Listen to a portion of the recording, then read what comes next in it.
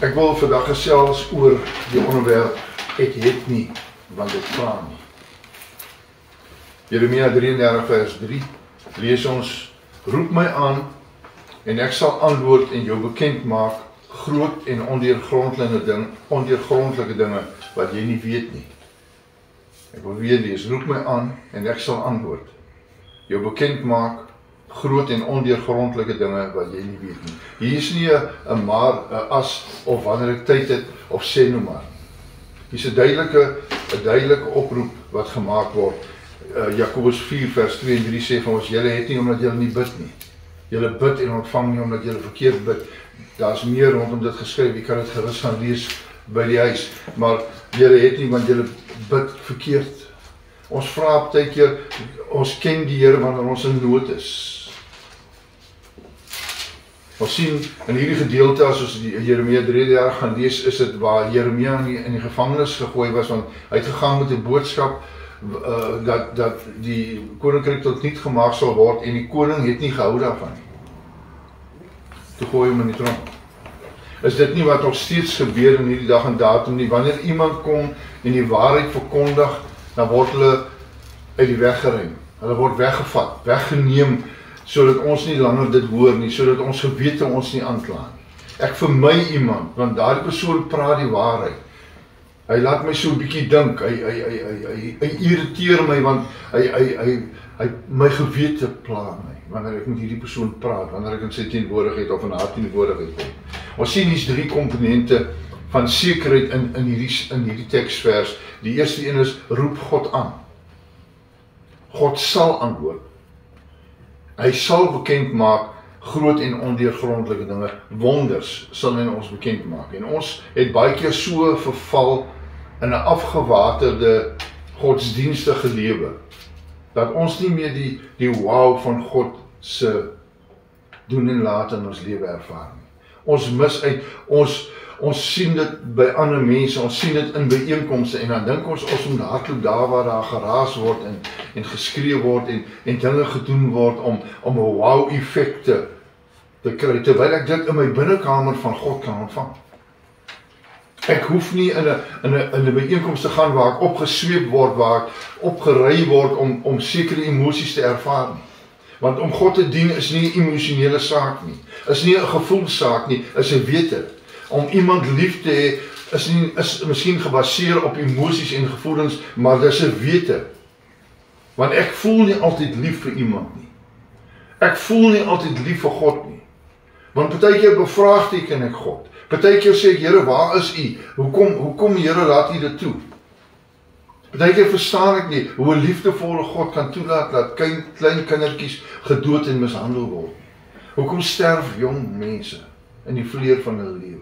Ek verstaan dit nie, Here. So ons moet baie seker weet dat om die Here te dien is nie 'n gevoelssaak nie. It's not our feelings and emotions wat bepaal hoe groot en hoeveel ons die Here lief het nie. Maar as dit so daarop moet baseer, dan is dit maar van vliet in die aard. Want ek is nou opgewonde net hoe ek dit neergedruk. Maar om God lief te hê is 'n konstante. Dus hierdie teksvers is nie 'n voorstel nie. Dis nie 'n uitnodiging nie. Dis ook nie 'n aanbeveling nie. Dis 'n goddelike mandaat. Nader tot God en God sal tot jou nader. Jy sien, ek sê dit baie en ek dink ons mis dit baie keer dat ons wag vir die Here. Want daar is 'n gedeelte wat sê jy moet wag op die Here. Dit beteken ek moet bid, ek moet sy aangesig soek. Ek moet nie sit in die pad afkyk wanneer kom die Here aan nie, of in die lug opkyk nie. Ek moet wag op die Here. Met ander woorde, die Here moet my besig kry. Ek moet besig wees om hom te loof en te prys. Ek moet besig wees om my liefde vir hom te bewys, my gehoorsaamheid aan sy woord uit te lewe. En God het 'n reaksie wanneer ons 'n aksie het. As ons sondes bely, sal hy ons vergewe. In Johannes 1 vers 9. As ek tot God nader, as ek tot hom roep, sal hy antwoord. So om God te dien is 'n aksie vir 'n reaksie. Nie 'n koop, 'n bedrag wat ek hoef te betaal, of 'n offer wat ek noodwendig hoef te bring nie, maar dis 'n aksie wat ek moet uitvoer, dis 'n gewilligheid om na God toe te gaan. En nie net te wag en maar aan te gaan met my lewe en te kyk wanneer God iets gaan doen nie. Ek wil 'n verhaaltjie vertel van 'n seun wat in die agterplaas by hulle huis gesukkel het met 'n verskriklike groot klip. Ek skat, hy was seker so Josua se grootte. En hy het gesukkel met hierdie klip en sy pa het hom staan dophou. En hy het gesukkel en gesweet en gebeur en hy kon nie hierdie klip skuif nie, want hy wou hierdie klip skuif sodat hy beter met sy fiets kon ry in die agterplaas. En sy pa het hom gevra, is jy seker, jy gebruik al jou krag, jy het alles tot jou beskikking om hierdie klip te skuif, en hy het gesê, ja, ek het. En hy het gebeur en gesteen en later gesweet en was hy asem en rooi in die gesig soos hy gebeur het, en hy was ongeduldig en hy, ek glo die klip 'n skop ook gegee so in die proses, en sy pa en vader weer vir hom, is jy seker jy het alles tot jou beskikking, wat jy nodig het om daardie klip te skuif? En hy sê vir sy pa, maar hoekom kom help jy my nie? En sy pa gaan help hom en hulle skuif die klip saam uit die pad uit. En toe dit klaar is, toe sê sy pa vir hom, die oomblik toe jy vir my gevra het om jou te help, het jy alles tot jou beskikking gehad, om te doen wat jy wil doen. Jy sien, ons is baie keer soos klein kindertjies, wat in ons eie reg 'n ding wil doen. 'n ding wil doen, en dink ons weet alles, ons is sterk genoeg, groot genoeg, ervare genoeg. En dan vergeet ons om tot God te roep. Hierdie vers, roep my aan, en ek sal antwoord. As ek tyd het nie, ek sal antwoord. God is onmiddellik beskikbaar. Nie vir later vanmiddag nie, nie môre eers nie. Ek hoef nie te wag nie, ek hoef nie in 'n queue te gaan sit en te wag tot dit my beurt is nie.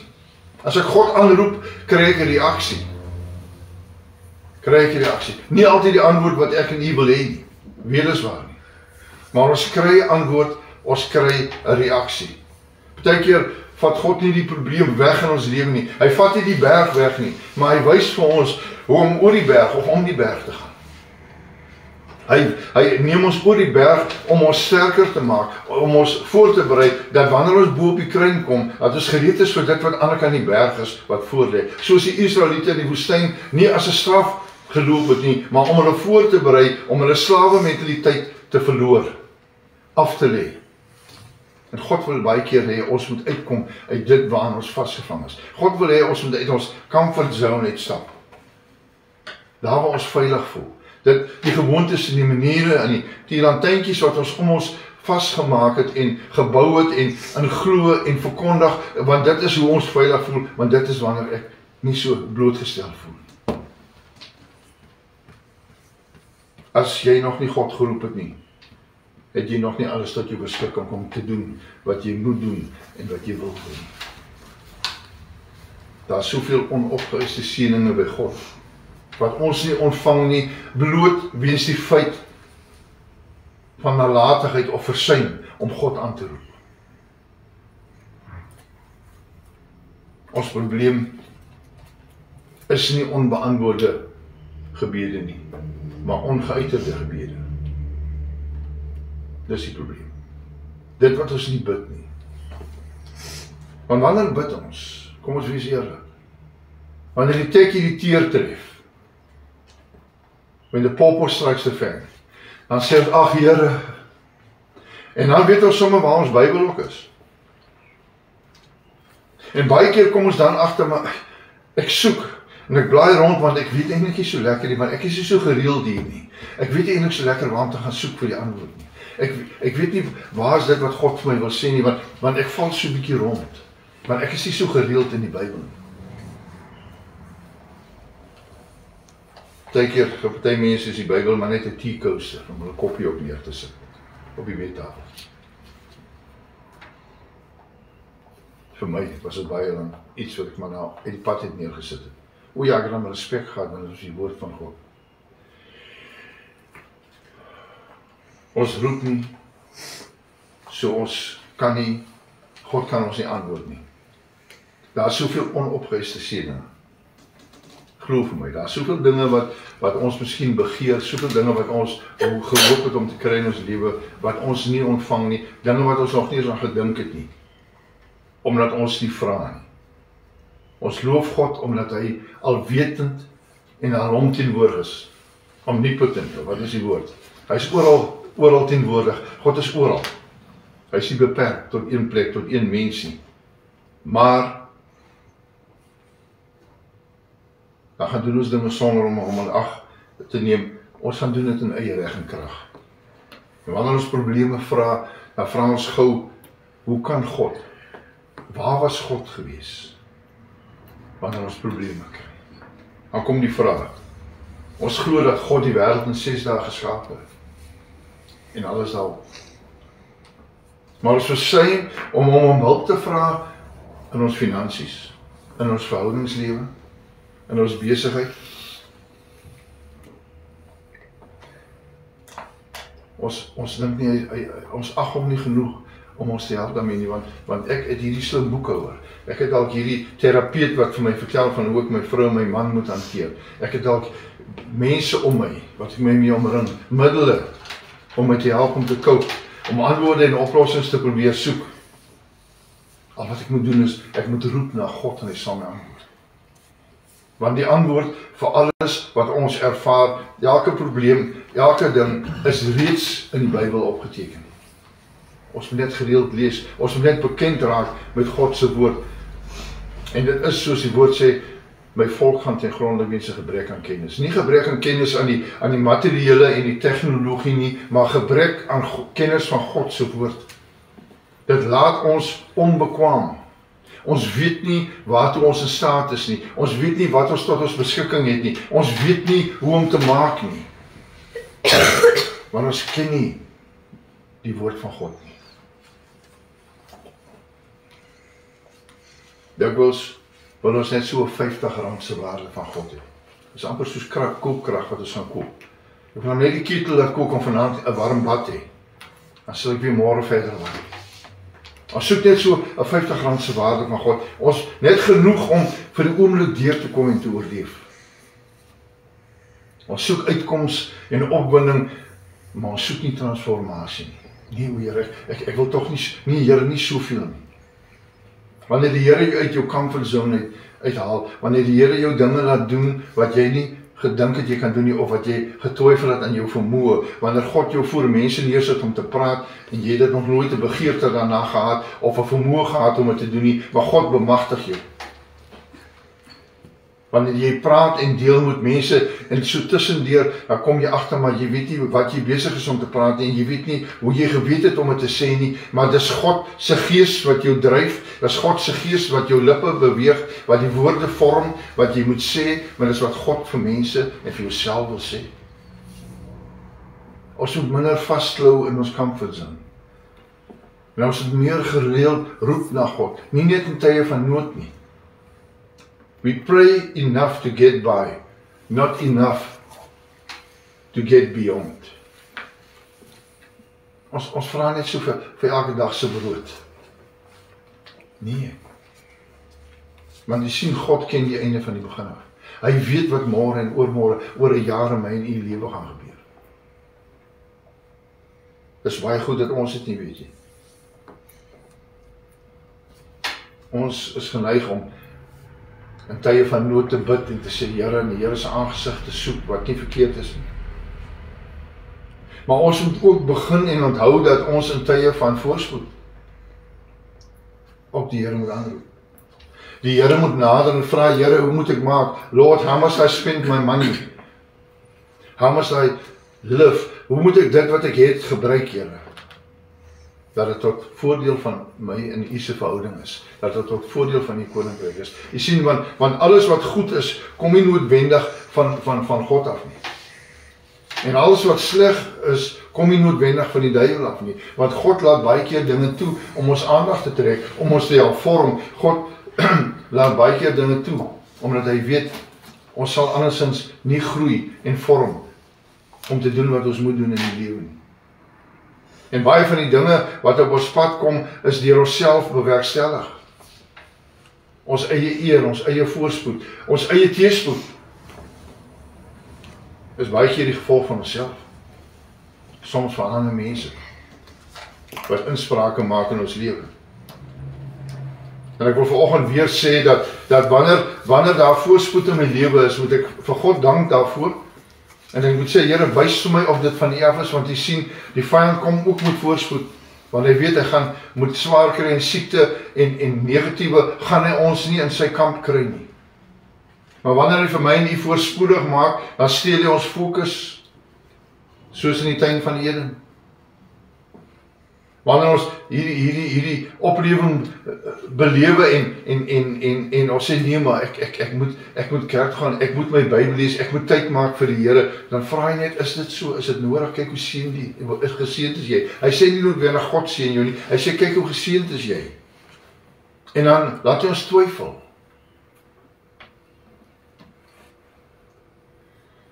En ons vlees het die geneigtheid om agter die sintuiglike aan te gaan. En dan jaag ons dit na, en in die proses hardloop ons weg van God af. En die Bybel sê vir ons onomwonde dat ons dien 'n jaloerse God. Ons mag geen ander afgode hê.